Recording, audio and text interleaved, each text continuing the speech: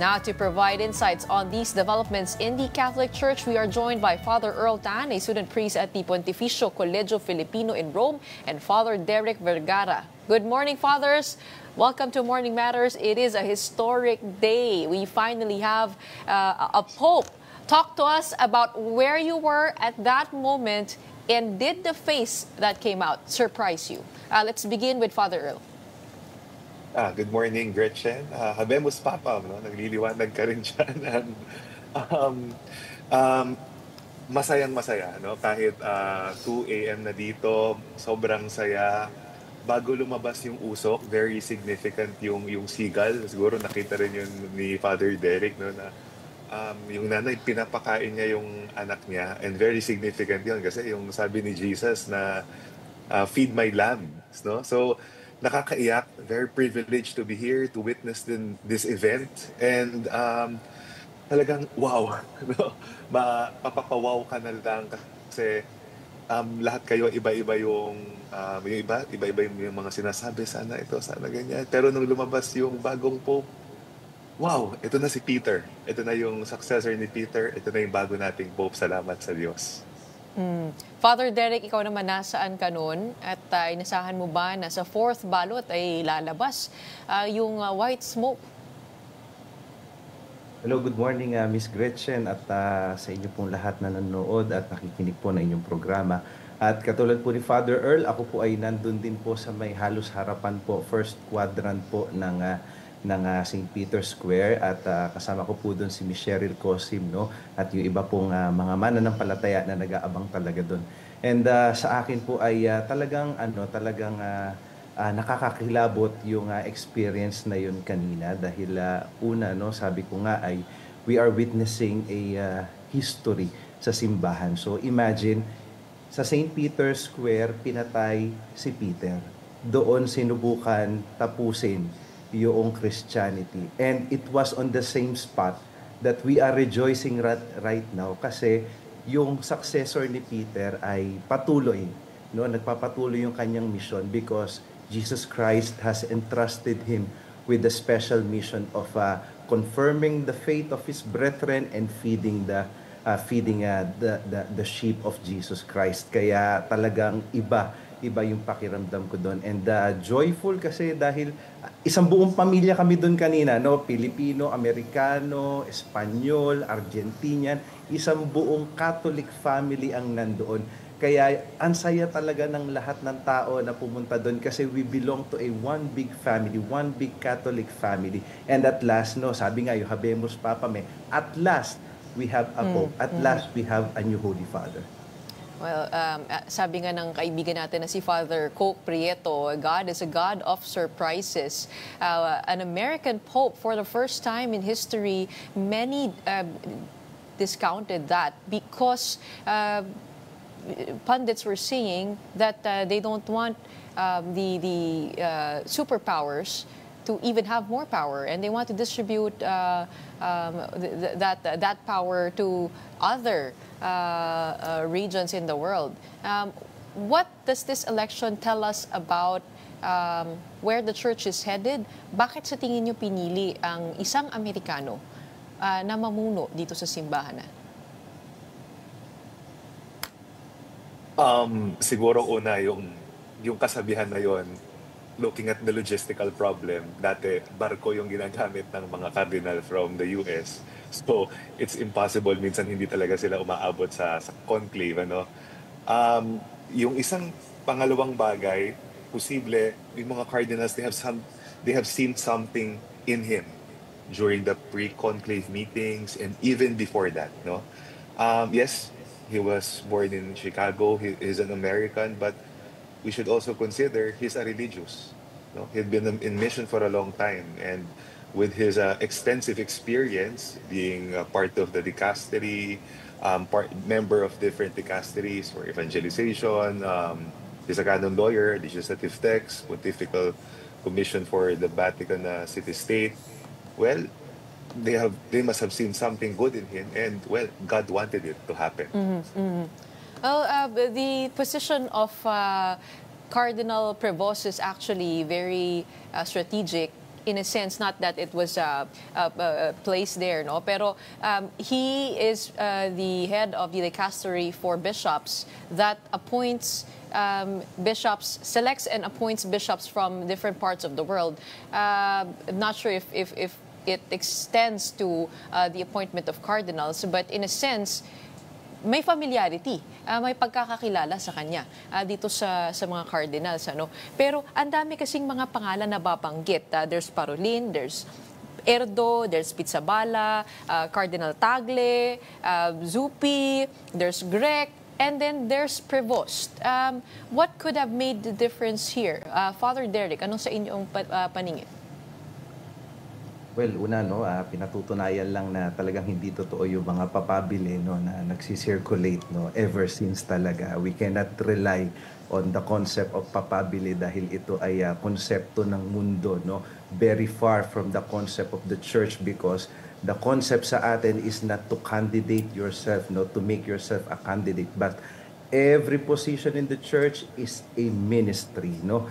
Kaya para sa akin ito nga yung pagpili kay Cardinal kay Pope Leo the 14th ay hindi dahil siya ay Amerikano, but because in his person, no, nakita ng mga kardinal ano yung mga kakayahan niya na gawin, especially nung siya ay prefect ng dicastery for the bishop. So siya ang sabihin natin na key man, no, key person sa pag-appoint ng mga bishops all throughout the world. So ibig sabihin, alam niya siguro, no, hindi ko alam kung ito yung nasa isip ng mga cardinal electors, no, baka iniisip nila mas alam ni Cardinal Prevost yung pangangailangan ng mga local churches kasi siya yung namimili ng mga ilalagay doon, and nilalagay niya yung mga tamang tao doon sa na naayon sa pangangailangan ng mga dioceses all over the world. And speaking of being a missionary, he did spend many years in Peru. He was the bishop of Chiclayo. He knew how to, of course, speak Spanish well, having spent a lot of time there. Let's talk about his first moments as Pope. What for you were the most significant, Father Earl?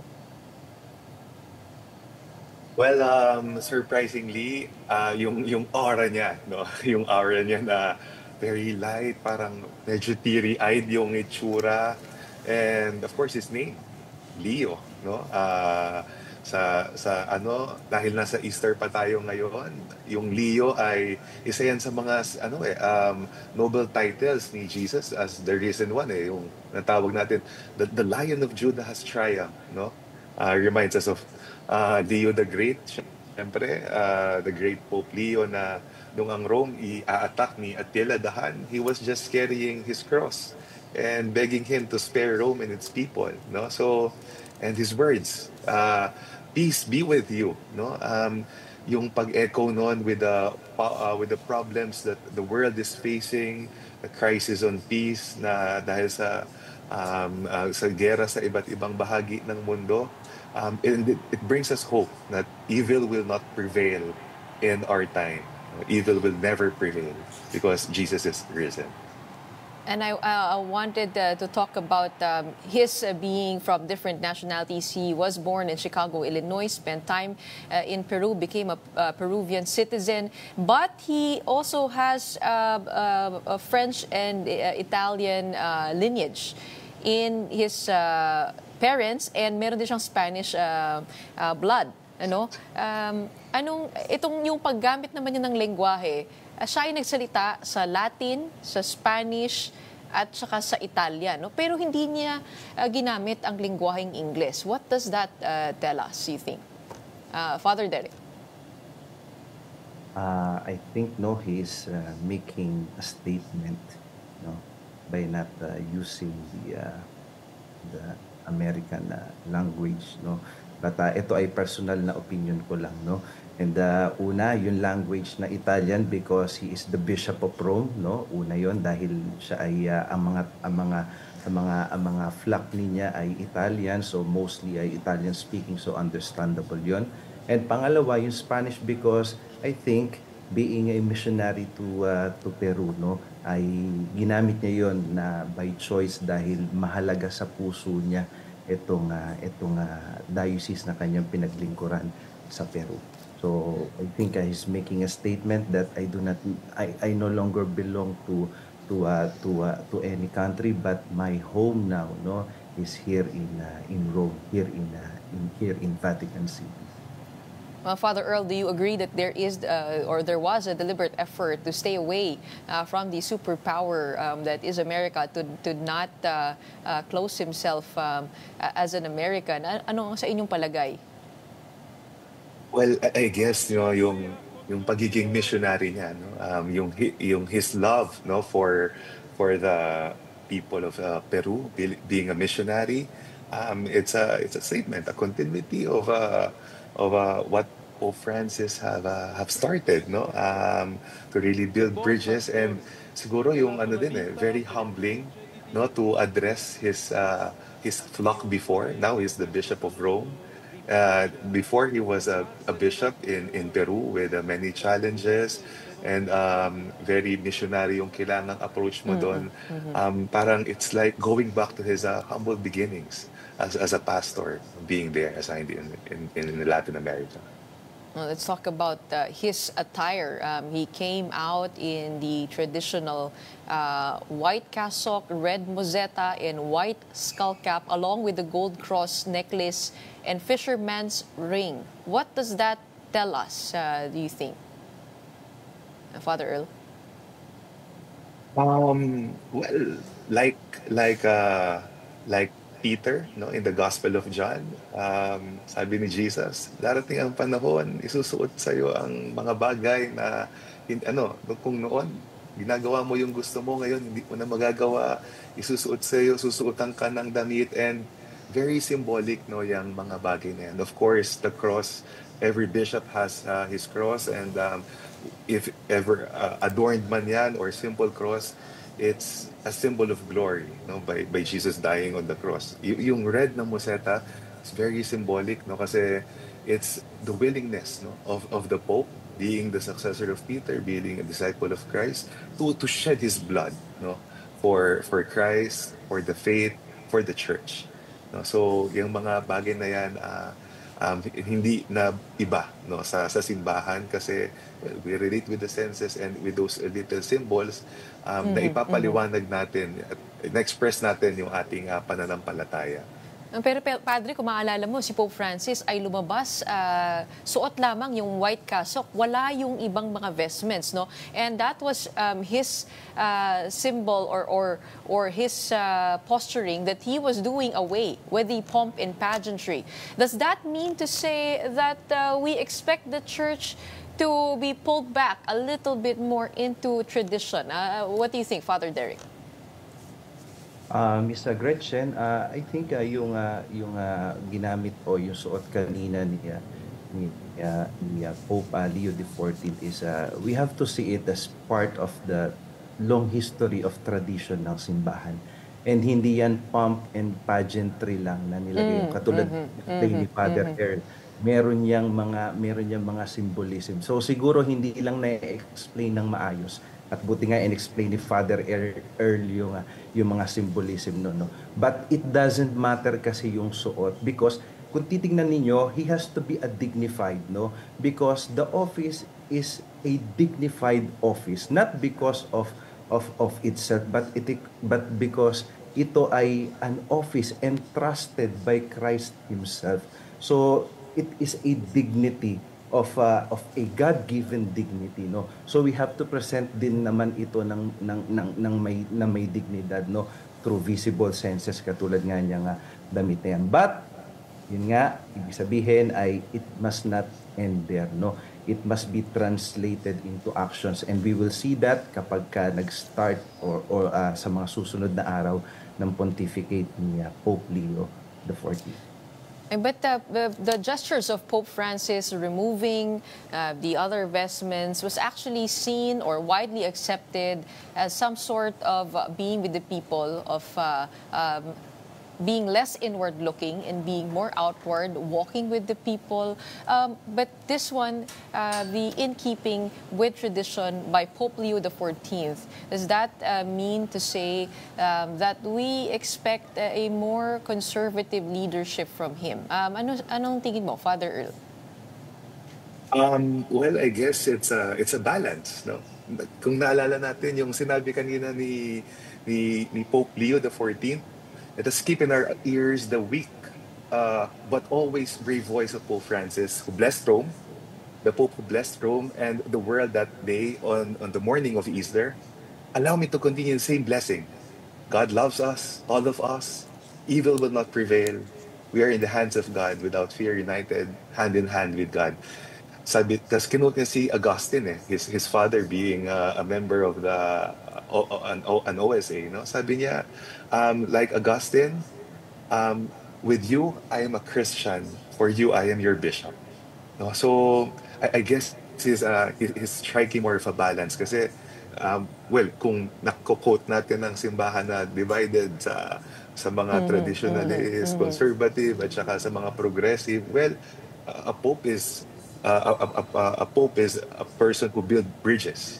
No, so you're not just building bridges with the progressive, but you're also building bridges with different kinds of people within the church. No, so beyond what you see externally, let's also listen to his words. Na very welcoming. Sabi niya, like in St. Peter's, embracing everyone. No? So ang ganda nun, hindi lang sa nakikita natin, pero dun sa sinasabi din niya, we can see a combination of this hermeneutics of continuity. And hindi lang siya successor ni Francis, hindi lang siya successor ni John Paul II, successor siya ni Peter. And to complete that, no, in his first message for the public, he said, we must seek together how to be a missionary church, a church that builds bridges and dialogue, always open to receive people like this square with open arms. Everyone, all those who need our charity, our presence, dialogue, and love. It kind of reminds me of the message of Cardinal Re in that mass prior to the conclave. Does the decision, with this decision to elect the first American Pope, what can we expect moving forward to be addressed? I know this is a long conversation, but in the time that we have, ano ang aasahan natin, lalong-lalo na in the midst of global conflict, in the midst of in America, we have President Donald Trump, and also his view sa mga nababasa ninyo on relevant issues such as gender, such as climate change, and even sexual abuse within the church. Father Derek. Well, katulad ng ini-imply ng pangalan na Leon, no, which came from the Latin word na lion, no, leon, no. It implies bravery and strength, no. And katulad ng kanyang mga predecessors na hinarap talaga yung mga matitinding pagsubok or dago, pressing issues during those times. Etong si Pope Leo XIV ay ganun din yung kanyang gagawin ngayon siguro. And una nga dyan, yung peace, no, sa buong mundo, yan yung one of the pressing issues. Pangalawa ay yung ating mga migrants, no, isa din yan. Tapos yung continuity ng synodality sa simbahan, katulad sinabi niya, we walk together, but walking together, we have to be missionaries also. Kung si Pope Francis ay welcoming church, pinauwi niya tayo lahat. Ngayon naman siguro ang magiging mission natin, after nating makauwi, we have to be sent out, no, to be missionaries to the whole world. And with this, no, we take cue na ito yung gagawin ni Pope Leo XIV sa kanyang pontificate. Father Earl? And kasama na rin doon yung addressing the issues, of course, continuing issues within sa loob ng simbahan. Father Earl? Okay, so simply being faithful to the gospel, no? Yung mga temporal concerns natin, patuloy na gagawin niya ng simbahan sa paghanap natin ng kabuluhan sa buhay sa nagbabagong panahon. Pero pinaganda yung pinaalala rin niya, no? Papunta tayo dun sa tunay nating tahanan, papuntang langit. So sa kaganapan ng buhay natin, i-address natin lahat yan with the gospel, with the word of God, no, being revealed to us kung anong sinasabi sa atin ng Diyos sa nagbabagong panahong ito. Sa gitna ng mga hamon, yan, pagpapatuloy tayo, we'll move forward to what has been started 2,000 years ago at hanggang ngayon. Well, as you mentioned, the name that he chose speaks a lot. Leo in Greek, it is lion. So he will hopefully show the strength of a lion, but have ears that listen to a world that needs more bridges and healing at this time. There will be a mass at the Sistine Chapel with cardinals later on today. That will be at 11 in the morning. And on Monday, May 12, kasunod na kasabay ng ating halalan, meron ding pagtitipo, no? So we'll get to know more about what will happen at the Vatican. But in the meantime, we celebrate and we pray with you, and we hope that this leads us to a more united world. Maraming salamat, Father Earl Tan and Father Derek Vergara, for joining us from the Vatican. Salamat po sa inyo. Thank you.